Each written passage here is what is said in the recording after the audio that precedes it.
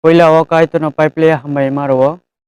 Tamni keseng bini koktaina aina hai khnanani jorarai tongmani bagui oban bagui Kaitorni paiple hambai maro. Hambai maro joto ani khajani takuti buku sangna fading keseng nalainai. Abongka johon simani kothma kaham chapter ke 1 verse ke 29 simi 34 joraseng nalayana. O bokhrogo tongo Kaitorni mera bwsa fadiseng nalayana.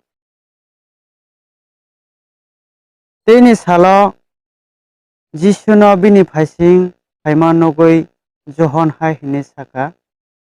Eko nahadi Kaitorni mera bwsa songsani somsauno bose rujugoi tlangnai. Omono ang hai hini samani a borok kroksa ani slai ulo fainai. Hiaba bo ani slai torkogo. Tamni hunke ang asayasini no bo tongo. A borok sabo ang sawai mania. Tamokhe bono Israel rokni thani hirina hanai te ang tuibai baptisma rana phayo. Johon Jisuni kok hai hini saka.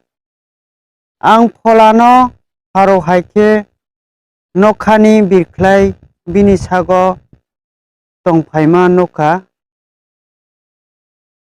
Ang bono siniya tongmani no. Tamokhe tuibai baptisma radi hanai ano rohonai Kaitor hai hini saka. Nung polano birklai kroksani sago tongphaima nogano a borokno kothar bai baptisma ranai. Ang omono nokha haike norokno o kok sawo. Omono Kaitorni sajla. Omo subra Jisu Kristoni othma kaham. Amen.